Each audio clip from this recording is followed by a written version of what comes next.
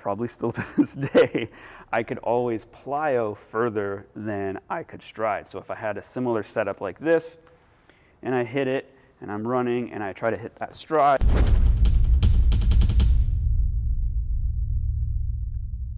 Hey everyone, welcome back. Coach Tom here with Coach Renee, and today we were just talking about strides versus plyos. Did you want to talk about why you might use a stride, for instance? Like what kind of scenarios would you use a stride?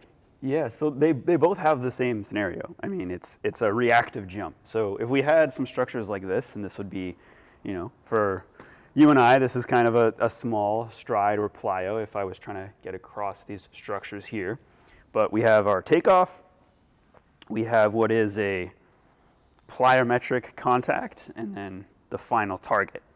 So a stride, sometimes you can do a stride. I could do like a standing takeoff, or I could choose to run into this for my initial takeoff, and both will work.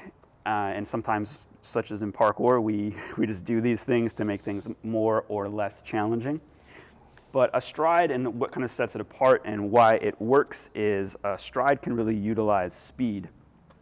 So if I am running and I am able to hit, you can almost feel that stride contact feel like another stride of running. So, right. And I always kind of get like, I kind of fumble on the words with both, because we have like strides in sprinting, which is just like each step you take. And then you have what we call a stride in parkour, which is actually a bound, as you know. In track and field, right? That's what they refer to it as. Yeah. So again, a stride is going to be this sort of movement here: jump, stride, land. So that's single foot contact. A plyo, as we know, is a 2-foot contact. And again, I think in track they probably also call it a bound, but it's a bilateral bound. And we say plyo in parkour is short for plyometric. And a plyo can work in the same instances of stride. The main difference obviously being that you're going 2 feet, and that actually slows you down. So most people probably not aware that the big difference is it slows you down, but you also require less speed to perform it, because I can kind of land in a bit of a squat. Whereas if you've ever tried stopping on a stride or landing low on a stride, it doesn't really work. Yeah, I guess the big difference for me, what I want to kind of illustrate here is that with a plyo, you can land much lower, and with a stride, you're gonna want to land basically as tall as possible. So you want to basically land in a really upright position for a stride, but you can get away with a lot deeper of a landing. It might make the next jump smaller if you're really, ass to grass in there, but you're able to force out another jump much easier with a plyo. Yeah, one is going to be a taller position. The difference too with the stride is it's cyclical. So you get that you're running stride, and then you're still doing that same motion, and there's no break in it. And a lot of people will find too that one of them is more difficult than the other. So if you're watching this, you might hate doing strides because you find it that they're a lot harder to do. You might hate doing plyos because you find they're a lot harder to do. And there's actually a very specific reason why that is for two different individuals. So if you're doing a plyo, for me, I am a less elastic, stronger type of individual. And for the longest time, probably still to this day, I could always plyo further than I could stride. So if I had a similar setup like this, and I hit it, and I'm running, and I try to hit that stride, I would just have a way easier time doing that plyo. And again, the reason is because just stronger than I am elastic. Maybe also I just routinely wasn't putting in enough speed. There's like a mental component to putting in more speed, and that plyo does allow you to slow things down. And with the stride, if you're just more elastic but maybe not as strong, so we think about all our like taller, skinnier type of parkour practitioners who have like kangaroo legs. They're always like the stride monsters, whereas like your shorter limbed, thicker bodied practitioners are more of the plyo practitioners. I really liked what you said there about with strides being potentially more fear based, or what was the word you used? Yeah, it's I don't actually remember, but it was like it's a There's a psychological mental thing. component. Yeah. Right. yeah. So not only do you have to apply more speed, typically with a stride to get the same amount of distance, you also need to be committed to one foot.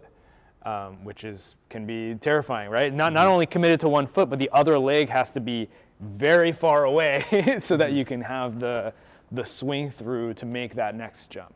So it's interesting because I do feel like a lot of like people who are mentally stronger are more likely to be good at strides. I mean, maybe not always, but yes.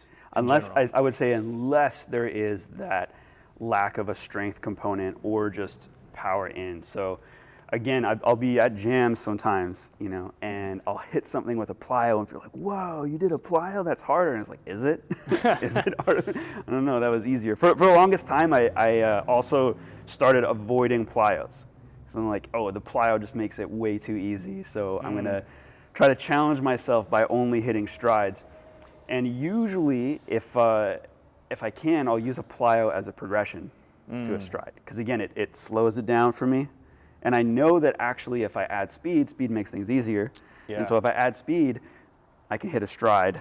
And so I can do a challenge slowly, breaking it down with a plyo, and then I can turn it into a stride once I've added speed. Yeah.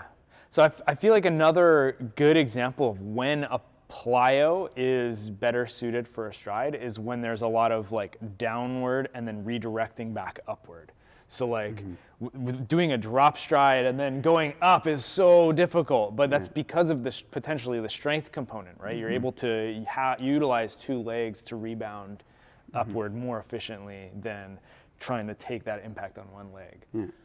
And I guess as always, these are not rules, they're not strict, they are guidelines. And so there are some people out there, I think of the great Mish Todorovic, who can do strides, essentially like what I would call like a strength stride, where it's not a super tall landing and he still manages to muscle out on one leg. Forces it out. Yeah. So you can make it work. You can make it work. Yeah. And of course, like we often choose a move, not necessarily because of how easy it makes it, but for the challenge itself, right? So like sometimes we want to make things more difficult on ourselves so that we can do the easier things even easier. Parkour. That's parkour, isn't it? Cool. So I think that's all we have to discuss about strides versus plyos, the all-time debate. Which one is better? You tell us which one you prefer in the comments below. Please like and subscribe to our channel, and we'll catch you in the next video.